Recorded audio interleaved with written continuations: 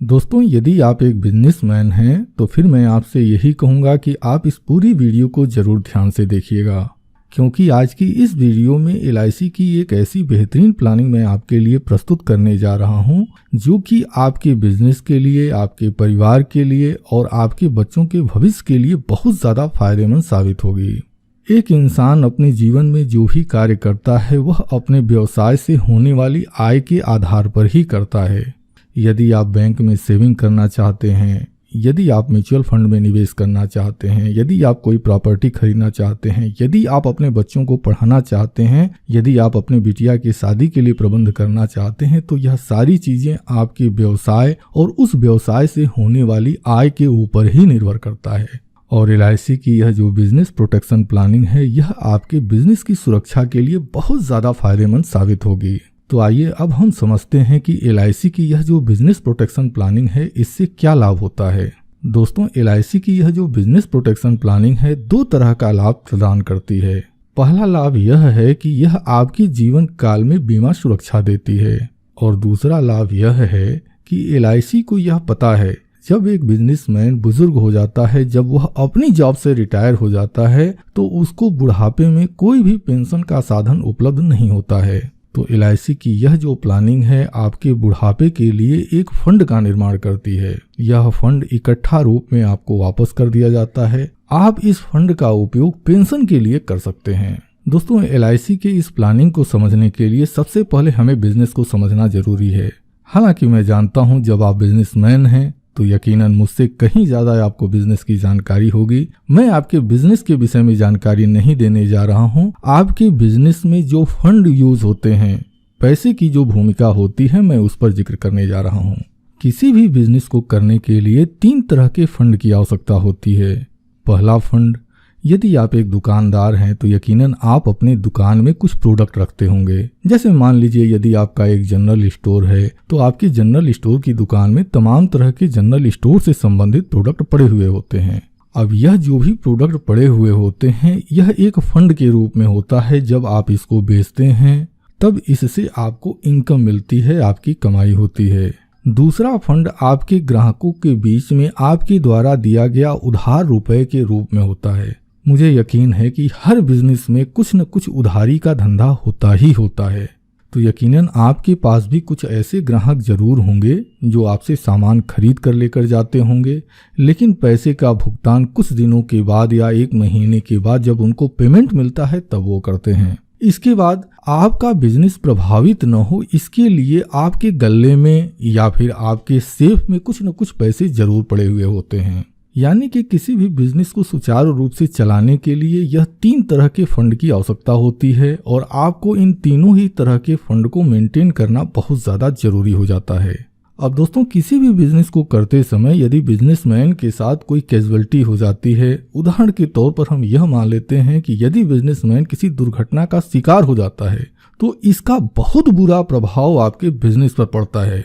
सबसे पहला जो तात्कालिक प्रभाव कहा जाए वह यह हो सकता है, सपोज दैट मान लीजिए कोई बिजनेसमैन है, उसका एक्सीडेंट हो गया, तो उसके जो परिवार के सदस्य होंगे, उसके हित मित्र होंगे, वह उसको हॉस्पिटल में एडमिट कराते हैं। अब एडमिट कराने के दौरान ही तत्काल देखिए, हर व्यक्ति अपने भविष्य को सुरक्षित करने के लिए कुछ पैसे बैंक में, पोस्ट ऑफिस में और दूसरी जगह पर सेव करता रहता है। लेकिन कुछ पैसे तो ऐसे होते हैं जिसको कि तत्काल कैश किया जा सकता है, कुछ पैसे ऐसे होते हैं कि जिसको तत्काल कैश नहीं किया जा सकता। जैसे में सेविंग अकाउंट, आज की डेट में तो तमाम माध्यम हैं, आप ATM के थ्रू, इंटरनेट बैंकिंग के थ्रू आप पैसे को तत्काल कैश कर सकते हैं। अब जब किसी परिवार का कोई सदस्य एक्सीडेंट हो गया है और उसका इलाज कराना होता है, तो परिवार के सदस्य सबसे पहले ऐसे पैसे को कैश करते हैं, ऐसे पैसे को निकालते हैं जो कि आसानी से उनके हाथ में आ जाता है, और इस पैसे का उपयोग वह जो परिवार के सदस्य हैं उस व्यक्ति के जीवन को बचाने के लिए करते हैं। यह सबसे पहला और सबसे विकट असर जो है बिजनेस के लिए पड़ता है। दूसरा जो होता है वह होता है लॉन्ग टर्म इफेक्ट। हर व्यक्ति अपनी किसी न किसी जरूरत को पूरा करने के लिए सेविंग करता है। जैसे मान लीजिए कि आपने म्यूचुअल फंड में निवेश किया है या फिर प्रॉपर्टी में आपने निवेश किया है। आप सोचते हैं कि जब हमारी बिटिया बड़ी हो जाएगी तो यह म्यूचुअल फंड या जो प्रॉपर्टी है हम इसको सेल कर देंगे और इससे जो हमको बेनिफिट होगा उसके जरिए हम अपनी बिटिया की शादी कर देंगे या फिर हम अपने बच्चे के लिए एक नया बिजनेस शुरू कर देंगे। लेकिन यदि परिवार का मुखिया उस परिवार के साथ नहीं होता और उस परिवार के सामने कोई विकट परिवेश आ जाते हैं, ऐसी कंडीशन में इस तरह के जो म्यूचुअल फंड होते हैं, प्रॉपर्टी होती है, गहने होते हैं, फिक्स डिपॉजिट होते हैं, बहुत अधिक संभावना होती है कि परिवार के जो दूसरे सदस्य हों वह इस अपनी जरूरत को पूरा करने के लिए आपकी इस सेविंग को तोड़कर उपयोग कर लेते हैं। अब यदि परिवार के सदस्य इस तरह का कार्य करते हैं तो वह अपनी तात्कालिक जरूरत को तो पूरा कर लेते हैं, लेकिन भविष्य में जो बड़ी जरूरतें हैं जिसके लिए कि आपने सेविंग किया हुआ था, सेविंग की शुरुआत की थी, उस समय उनको काफी समस्याओं का सामना करना पड़ता है। अब दोस्तों, तीसरा और सबसे महत्वपूर्ण जो असर होता है वह आपके बिजनेस पर होता है।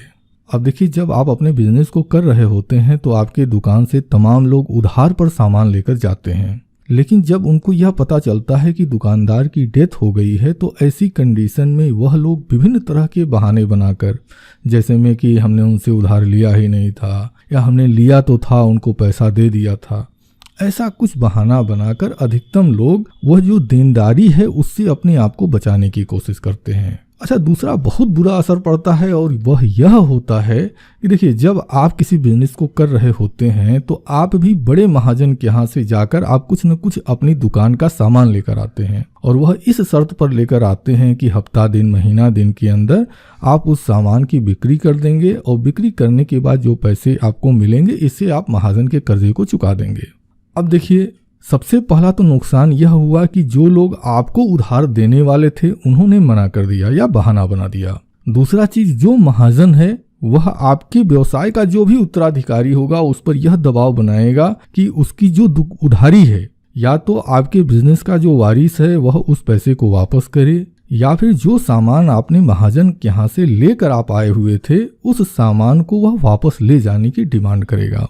तो यह जो कंडीशन होती है किसी भी बिजनेस के लिए बहुत ही बुरी होती है। तो दोस्तों, मेरी LIC को आपकी इस तरह की समस्याओं की पूरी जानकारी थी और इसी जानकारी को ध्यान में रखते हुए LIC ने बिजनेस प्रोटेक्शन प्लान लॉन्च किया।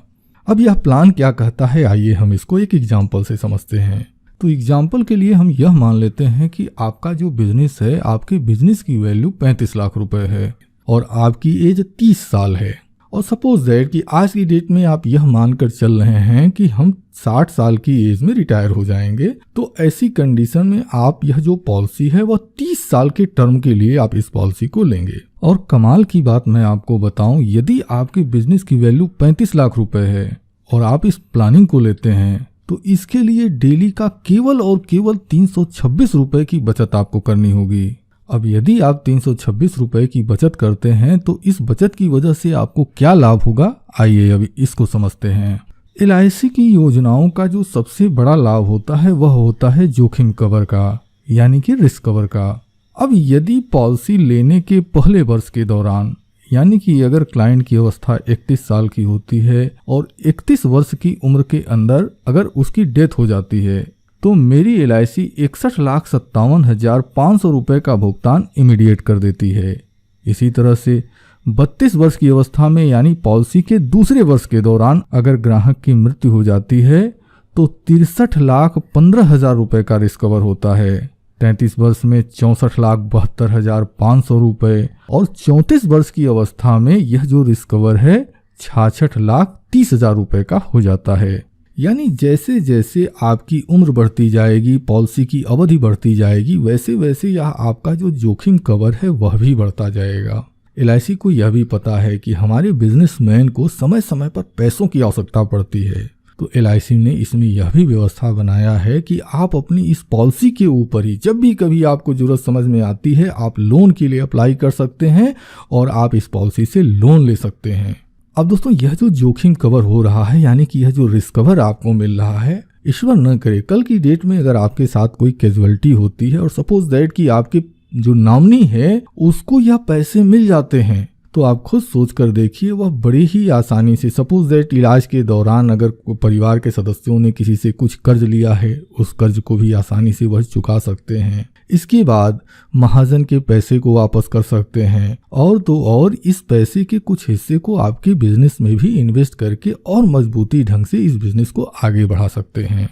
और दोस्तों, इसी तरह से अगर आप ध्यान दिए होंगे तो आपने देखा LIC की यह पॉलिसी जैसे जैसे बढ़ती चली जाती है, यानी कि इसकी प्रीमियम जैसे जैसे जमा होती हुई चली जाती है, इसका जो जोखिम कवर है यानी कि जो रिस्क कवर अमाउंट है वह बढ़ता चला जाता है। अगर आप 58 वर्ष की एज में अगर आप देखें तो यह जो जोखिम कवर है 1,31,75,000 रुपए का हो जाता है।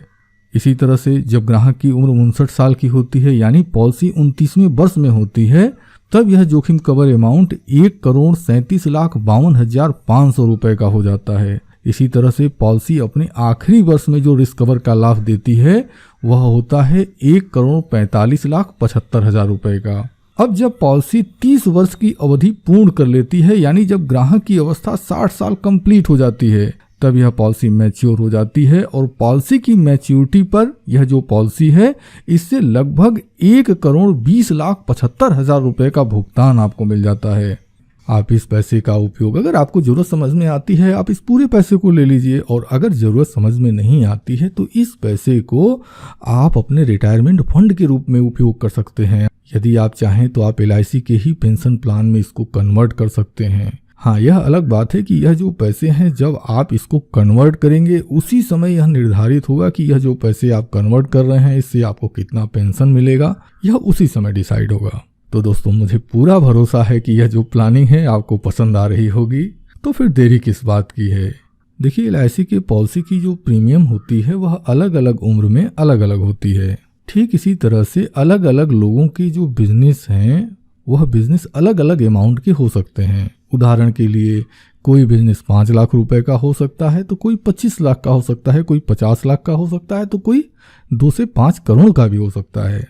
तो आप अपने लिए अगर इस प्लानिंग को समझना चाहते हैं तो देखिए, स्क्रीन पर LIC एजेंट की पूरी जानकारी दी गई है। आप इनके मोबाइल नंबर पर कॉल करके या फिर ईमेल ID पर मेल के जरिए आप इनसे संपर्क कर सकते हैं, और आप इस प्लानिंग को समझने के लिए आप इन्हें बुला सकते हैं। दोस्तों, मैं उम्मीद करता हूं कि इस वीडियो में जो जानकारी मैंने आपको दी है यह जानकारी आपके लिए उपयोगी रही होगी। तो दोस्तों, इसी शुभकामना के साथ कि आप और आपका पूरा परिवार खुशहाल हो, स्वस्थ हो और आपका आर्थिक भविष्य समृद्ध होता रहे, इसी शुभकामना के साथ मैं अपनी इस वीडियो को समाप्त करता हूं। आपने अपना कीमती समय हमें दिया है, इसके लिए मैं आपका दिल से आभारी हूं। धन्यवाद। Thank you very much.